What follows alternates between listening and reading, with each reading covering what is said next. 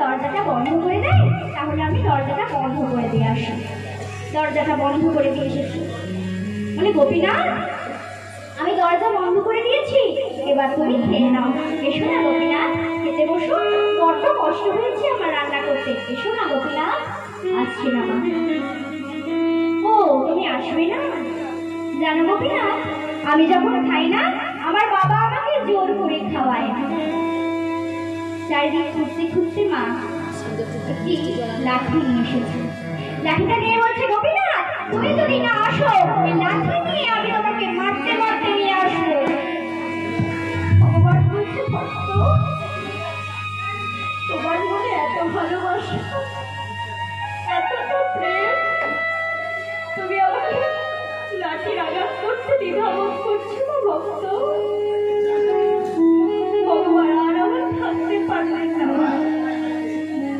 এক পা করে পাথরের মূর্তি থেকে সচল মূর্তি ধারণ করে পাতা আসনে এসে বসেছে।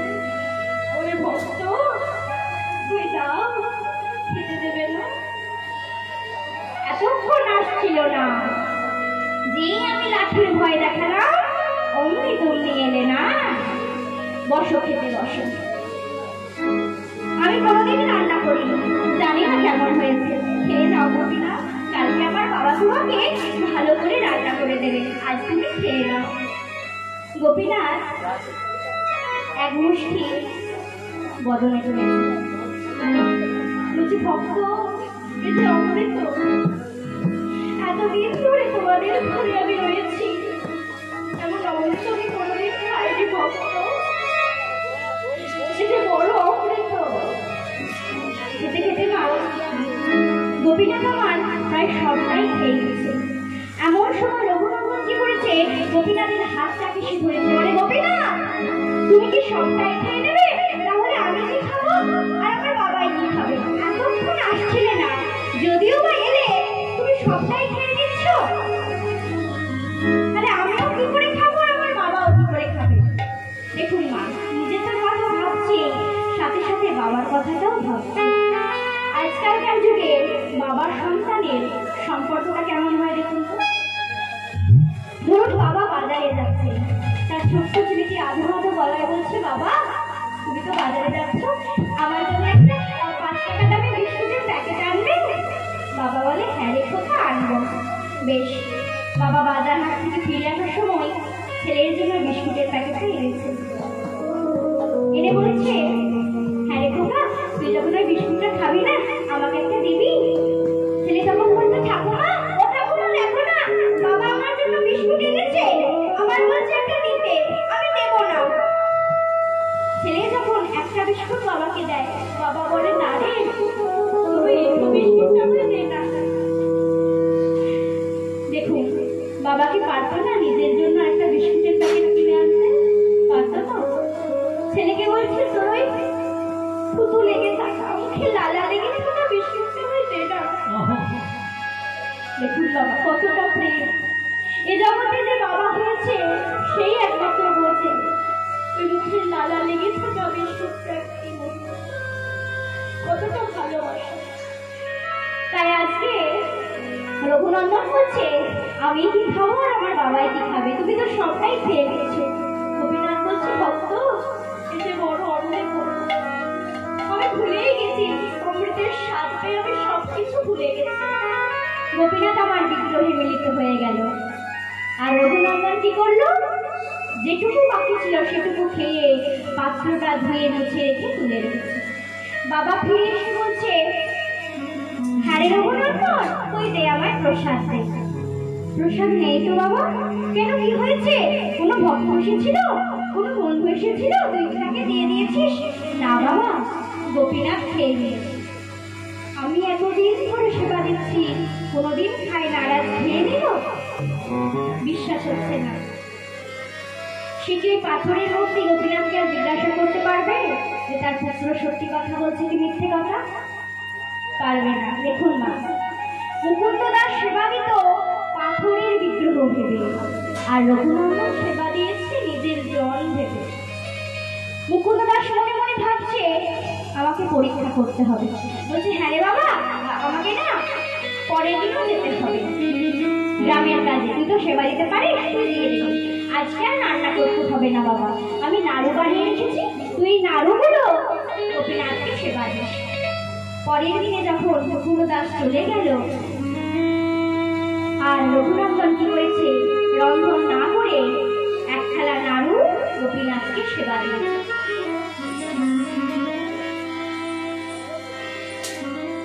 একটা নাড়ু পাত্র থেকে তুলেছে।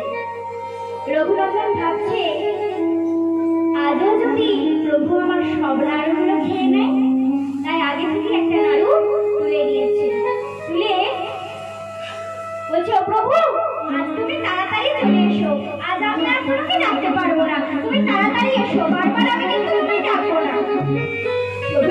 ভক্ত যে আমাকে একবার ডাকে তার আর বারবার ডাকা লাগে না গো, কারণ ডাক যদি আমার কর্ণে একবার প্রবেশ করে জনম জনম তাকে ভুলে না।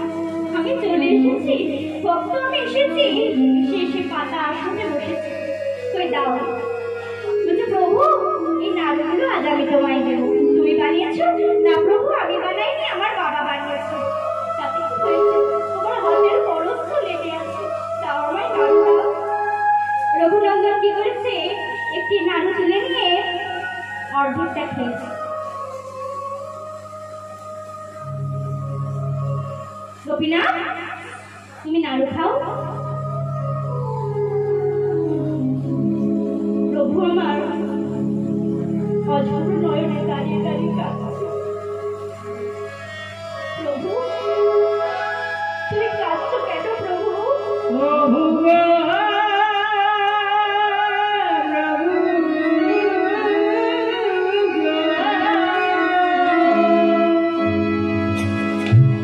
রঘুনন্দন মনে মনে ভাবছে, ও আমি আমার পেছন নাড়ুটা দিয়েছি বলে তুমি কাঁদছো প্রভু?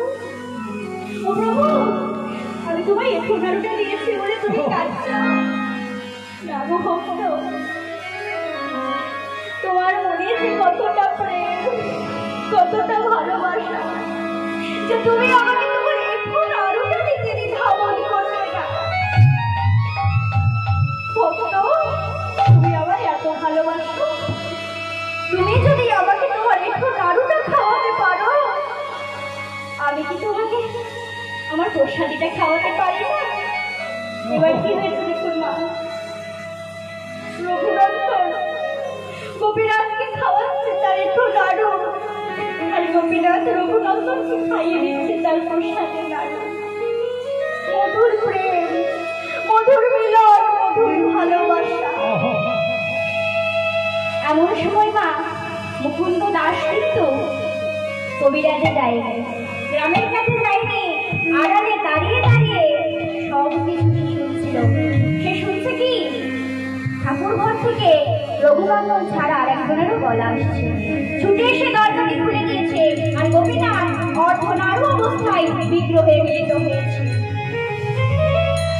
মুকুন্দ দাস বলছে, রঘুনন্দন, আমি এতদিন ধরে প্রভুর সেবা দিচ্ছি, কোনোদিন তার দর্শন পাইনি, কোনোদিন আমি তার দর্শন পাইনি। আর আজ তুই দর্শন পেলি বাবা, আয় আয় আমার বুকে আয় বাবা, তুই আমার বুকে আয়, আমি তোকে জড়িয়ে ধরতে, আমার এই অযোগ্য দেহটা আমি যোগ্য করবো, আমার অযোগ্য দেহ আমি যোগ্য করি। আমি অযোগ্য দেহ আমি যোগ্য করি। আমার অযোগ্য দেহ আমি যোগ্য করি। আমার অযোগ্য দেহ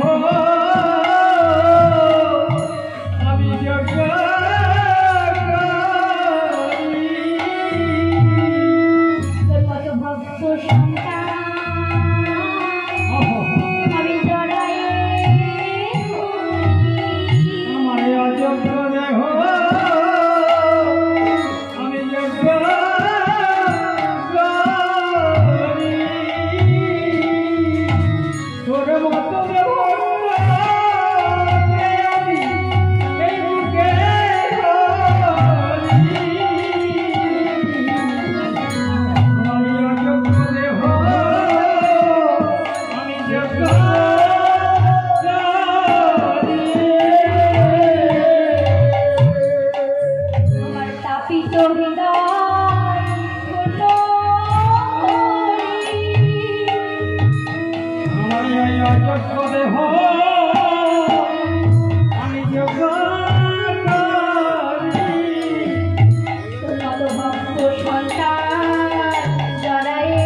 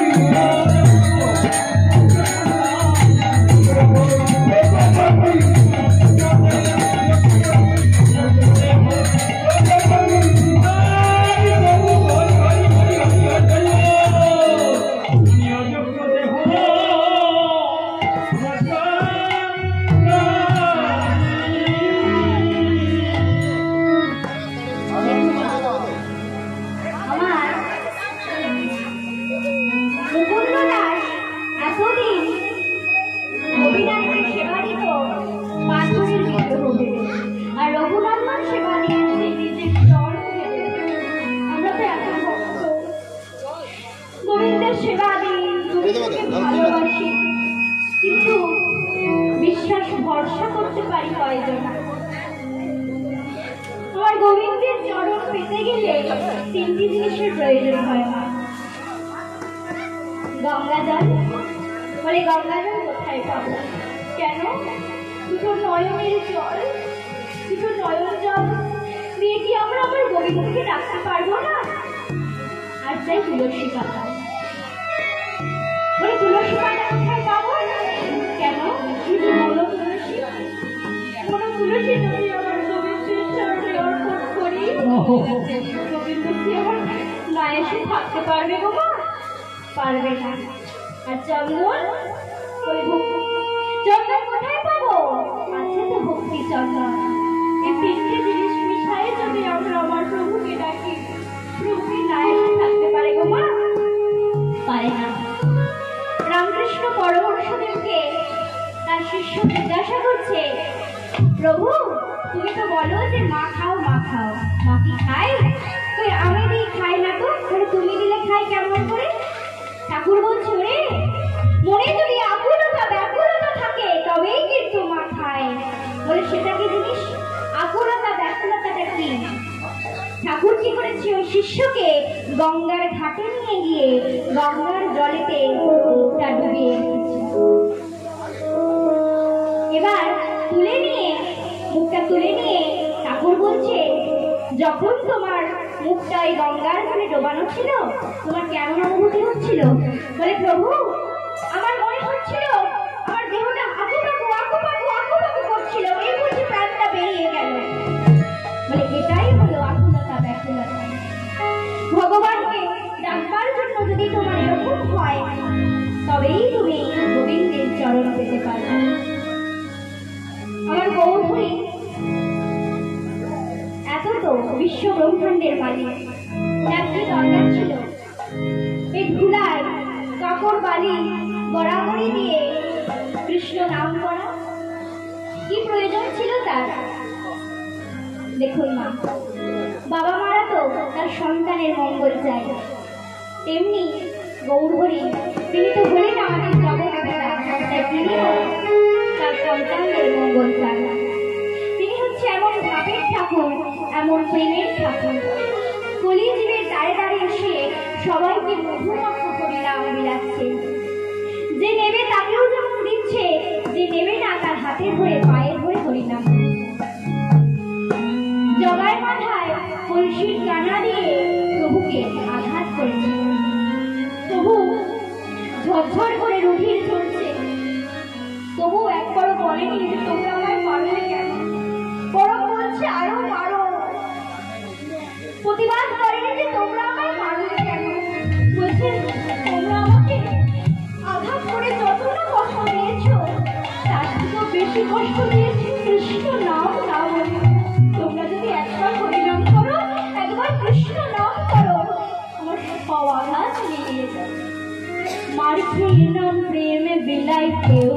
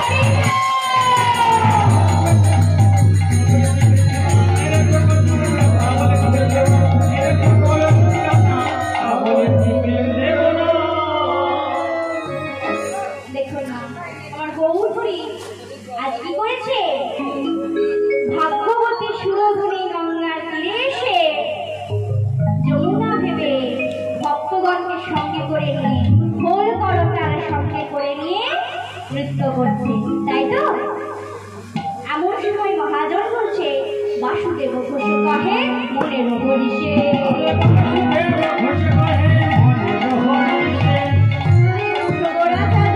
করিবা প্রকাশে,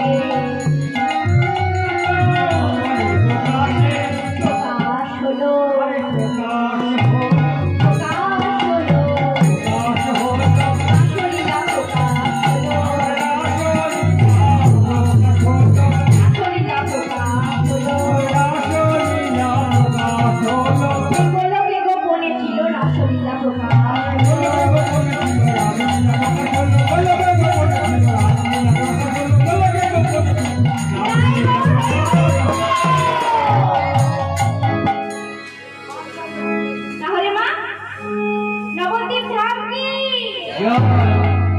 ভক্তবৃন্দ কি, গীতায় চাঁদ কি, গৌর হরি কি, যারা বাহন বলছে না তাদের কি, যারা ঘুমিয়ে আছে তাদের কি, ঘুমিয়ে আছে তাদের জয় জয়, আমার আরামে ঘুমাবে। আচ্ছা মায়েরা, এবার আমরা কোথায় যাব? বৃন্দাবন। বৃন্দাবনে কি বলতে হয় গো মা? বৃন্দাবনে জয় নিতাই বলতে হয়? হরে কৃষ্ণ হরে কৃষ্ণ। হ্যাঁ, এই মা আমার সব জানে। বলে রাধে রাধে। বৃন্দাবনের মালিক কে গো? বিশ্বভানু রাজ নন্দিনী। বিশ্বভানু রাজ নন্দিনী কি? ভগবান কৃষ্ণচন্দ্র কি? মধু বৃন্দাবন ধাম কি? দেখুন মা, নবদ্বীপ ধাম সেটি হচ্ছে গুপ্ত বৃন্দাবন। আর যে বৃন্দাবন আমরা যাই দর্শন করি লীলাক্ষেত্র, সেটি হচ্ছে ভূ বৃন্দাবন। আর আজকে আমরা যেখানে দাঁড়িয়ে আছি এটা অন্য কোনো জায়গা নয় মা, এটা হচ্ছে নব বৃন্দাবন। এটাই গৌর হরি বল। তাই সবাই মিলে উলুধ্বনি শঙ্খধ্বনি করে আমরা যাবো বৃন্দাবনে, কেমন? ওরে রাখাল রাজা বলে দে না, বল কোথায় বৃন্দাবন? শ্যামকুণ্ড, রাধাকুণ্ড, গোবর্ধন। রাধাকুণ্ড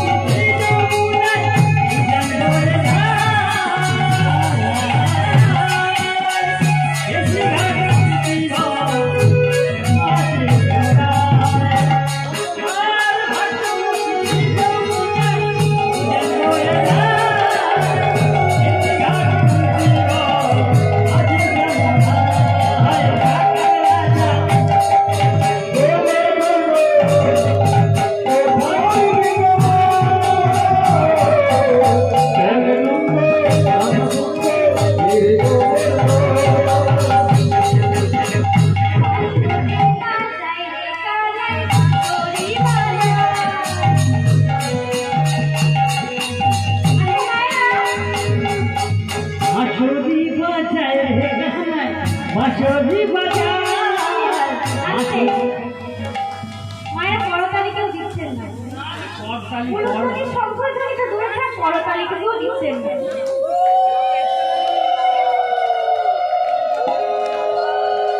দেখুন না, করতালি দিলে কি হয় বলি, এর দুটো তত্ত্ব আছে, এটা বাইরের তত্ত্ব, একটা ভিতরের তত্ত্ব। একটা বড় গাছের নিচে আপনি দাঁড়িয়ে আছেন, গাছের তলায় যদি দাঁড়িয়ে জোরে জোরে করতালি দেন, গাছের উপরে হচ্ছে অনেকগুলো পাখি, যদি আপনি গাছের তলায় যদি করতালি দেন কি হবে, পাখিগুলো উড়ে চলে যাবে, তাই তো? আজকে আমাদের শরীরেও আছে কিছু দুষ্ট পাখি, ছটা দুষ্ট পাখি আছে, কি কি? কাম, ক্রোধ, লোভ, মদ, মোহ, মাৎসর্য। যদি জোরে জোরে আমরা করতালি দিই, হৃদয় থেকে ছটি দুষ্ট পাখি কিন্তু উড়ে চলে যাবে। এটা হলো না ভেতরে। আর বাইরে দেখুন না, বড় বড় সায়েন্টিস্টরা, বড় বড় বিজ্ঞানীরা বলছে সকাল সন্ধ্যে যদি জোরে জোরে করতালি দেওয়া যায়, শরীরের অর্ধেক রোগ কিন্তু আমাদের সরে চলে যাবে। এটা হচ্ছে বাইরের তত্ত্ব, তাই তো? তাহলে না, এবার আপনারা নিজেরাই ঠিক করবেন আপনারা করতালি দেবেন কি দেবেন না। আমি কিন্তু কাউকে দিতে বলবো না, বেশ? বাঁশরি বাজায়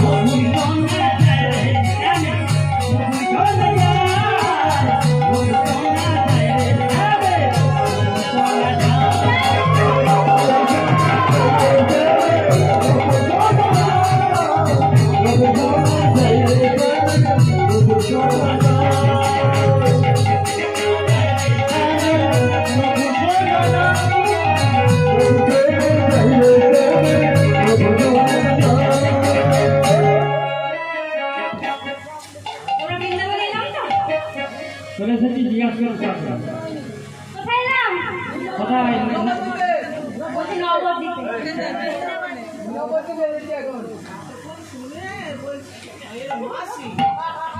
আরে কোথায় এলাম? কিছু বলছে না মায়ের ঘুম পেয়ে গেছে। ঘুম পেয়েছে না খিদে পেয়েছে গো? নবদ্বীপে ঠিক না বৃন্দাবন? বৃন্দাবন, তাই তো? বৃন্দাবনে আজকে আমরা কি করবো? নেমন্তন্ন, তাই তো?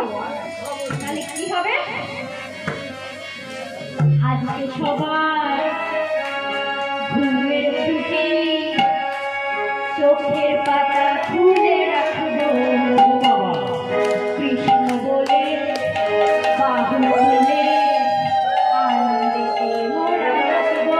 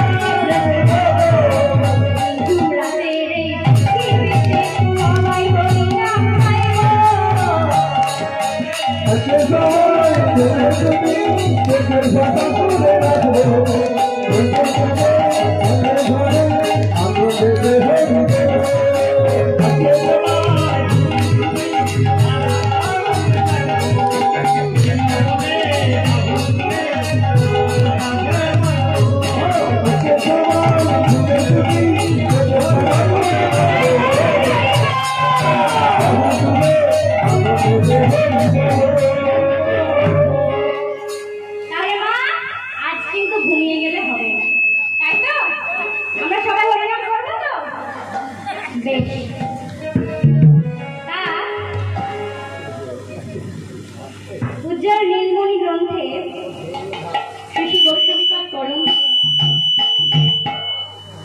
রসনম সমহ রাস। দেখুন না, ভগবান যত যত লীলা করেছেন সব লীলার থেকে নির্যাস করা রস হচ্ছে এই শ্রী শ্রী রাসলীলা, তাই তো? শ্রী সুখদেব গোস্বামী যখন ভগবত বর্ণনা করছিলেন, কে শুনছিলেন? রাজা করেছেন। বলছে তুমি রাসলীলা আস্বাদন করতে পারো, তার আগে রসের বশবর্তী হতে হবে তোমার। রদন্তেশ্বর রস, আকার দিলে হয় রাস, তাই তো? মানে রসের বশবর্তী হও, তারপরে তুমি আকার অর্থাৎ মূরতি, তারপরে তুমি মূরতি দেবে। কারণ আমাদের সাধারণ জীবের সঙ্গে পরপারের লীলা মিলিয়ে দিলে চলবে না, আগে রসের বশবর্তী হতে হবে, তারপরে আকার অর্থাৎ শ্রী শ্রী গোবিন্দের অখিল রসামৃত রসরাত্রি মূরতি। তা মায়েরা, বৃন্দাবনে দুটি কারণে রাসলীলা হয়েছিল, এক হচ্ছে সাধ্য তত্ত্ব আর এক হচ্ছে সাধন। সাধ্য তত্ত্বটা কি? সাধ্য তত্ত্ব হচ্ছে প্রাপ্ত বস্তুকে লাভ করবার পর যে চেষ্টা করা হয় সেটা হলো সাধ্য তত্ত্ব, আর কোনো কিছুকে লাভ করবার জন্য যে চেষ্টা সেটা হলো সাধন তত্ত্ব। বৃন্দাবনে সাধন করেছিল কারা? না, গোপীরা। তারা ওই যমুনার তীরে মা কাত্যায়নীকে পুষ্পাঞ্জলি প্রদান করে মা কাত্যায়নী ব্রত করেছিল ভগবানকে একটি রজনীর জন্য পতিরূপে পেতে চাই বলে, পতিরূপে লাভ করবে বলে কাত্যায়নী মায়ের ব্রত করেছিল।